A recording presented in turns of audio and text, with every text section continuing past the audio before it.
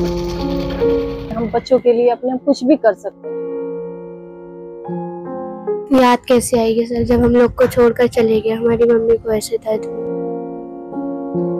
बच्चों का पेट नहीं भर पा रहा। ये स्थिति थी कि हम एक टाइम का खाना हम किस तरह से 4 बच्चों को खिलाएं। साल 2004 में मुस्लिम रीति रिवाज से यास्मीन की शादी मीर मोहम्मद से होती है। शादी के 1 साल बाद शबनम पैदा होती है। पति पत्नी की जिंदगी में एक नन्ही मुन्नी बच्ची आ जाती है।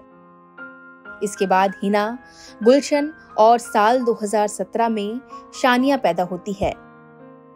पति मीर मोहम्मद को 4 बेटियों का जन्म लेना नागवार गुजरा और उसने यास्मीन को 3 तलाक दे दिया। यास्मीन को 4 बच्चियों के साथ छोड़कर घर से भाग गया। यास्मीन एक गरीब परिवार से थी, गरीबी में पली बढ़ी। उनके सामने 4 बच्चियों को अकेले पालना एक बड़ी जिम्मेदारी थी। आसपास के रहने वाले लोग हर दिन ताना मार रहे थे। इन सभी चुनौतियों से लड़ते लड़ते यास्मीन आगे बढ़ी। गांव में खेतों में काम किया। सिलाई आती थी तो बच्चों के लिए कपड़ा सिला करती थी, लेकिन चंद पैसों से बच्चियों को पढ़ाना मुश्किल हो रहा था। स्थानीय लोगों ने सलाह दी कि महिला समूह बना लो, सरकार पैसा देती है, काम करने के लिए आर्थिक रूप से अगर मदद हो जाएगी तो कुछ काम अच्छा हो जाएगा। आज तमाम चुनौतियों से लड़ते लड़ते यास्मीन ना सिर्फ आत्मनिर्भर बन गई हैं, बल्कि अपनी बेटियों को भी अच्छी शिक्षा दिला रही हैं। 2017 में मेरी छोटी लड़की सानिया हुई। जब चौथी बेटी हुई, हमको बहुत ज्यादा परेशान करने लगे, मारे पीटे ये लोग, घर से निकाल दिए। वहाँ से जब निकाले तो फिर हम कोई रास्ता नहीं था मेरे पास। अपने बच्चों की परवरिश के लिए हम उनको पढ़ाना था, लिखाना था, उसके बाद में उनकी परवरिश करनी थी। तो उससे हम एक खेतों में काम किए, फिर हमने समूह बनाया। अपना समूह बनाने के बाद उससे हमको एक रोजगार मिला। 4 बच्चों का पालना, के साथ साथ समूह का काम और उसके साथ साथ कपड़ों की सिलाई, कितना चुनौती रहती है आप लोगों को? बहुत, लेकिन हम बच्चों के लिए अपने कुछ भी कर सकते हैं। 2017 में यास्मीन 10 महिलाओं का एक समूह बनाकर मुख्य विकास अधिकारी रहे शशांक त्रिपाठी के पास गईं, जहां शशांक त्रिपाठी ने यास्मीन को 2000 बच्चों का यूनिफॉर्म सिलने का काम दिया। यास्मीन ने अपनी महिला समूह के साथ काम करना शुरू कर दिया और काम अच्छा किया, जिससे मुख्य विकास अधिकारी ने 15 स्कूल के बच्चों के कपड़े सिलने का भी काम उन्हें सौंप दिया।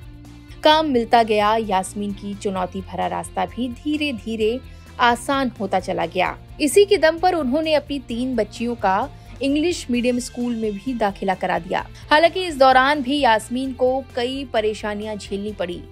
जब काम पर ब्रेक लगा तब यास्मीन ने बैंक से लोन लिया और खुद की एक दुकान भी खोली, लेकिन समूह ने उनकी जिंदगी बदल दी।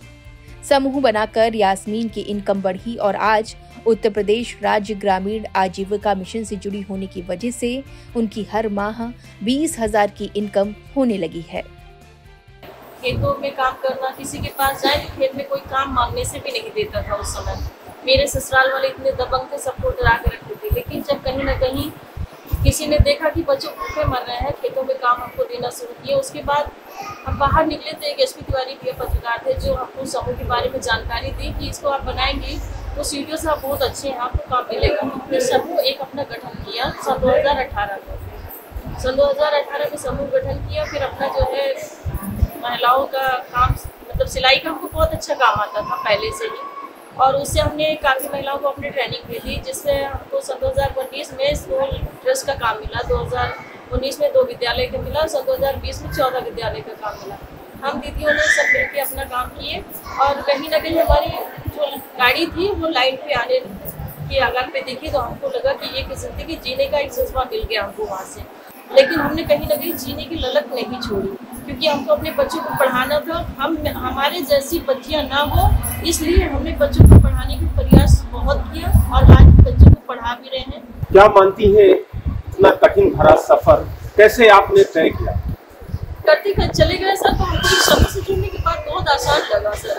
जिले पर मिलना, सर से मिलना, मैक्स लोग से मिलना, फिर दीदी लोग से मिलना, अच्छा लगा कि हमको निकलने जब बाहर, तो ऐसा लगा कि कहीं ना कहीं हम लोग के लिए एक बहुत बड़ी टीम खड़ी हो गई। हम अकेले अपने आप को नहीं समझे।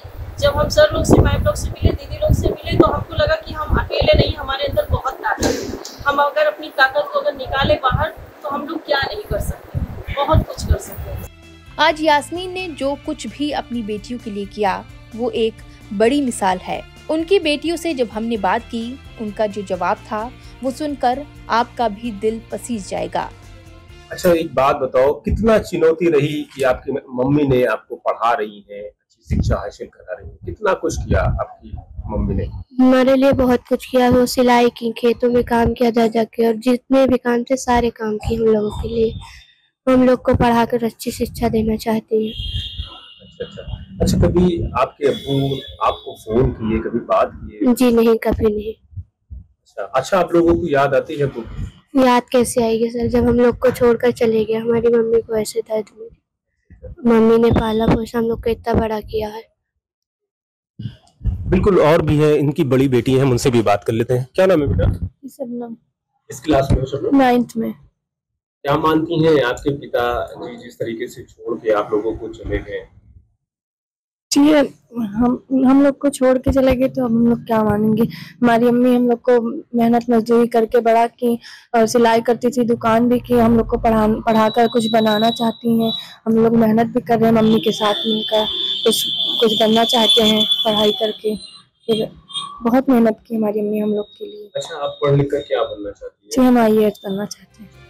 बेटियां कैसे पिता को याद करेंगी जब 2017 से आज तक उन्हें याद करते हुए पिता का एक फोन तक नहीं आया। यास्मीन की बेटियां मां के समर्पण, त्याग और संघर्ष को महसूस करती हैं और कहती हैं मां के लिए कुछ करके दिखाना है।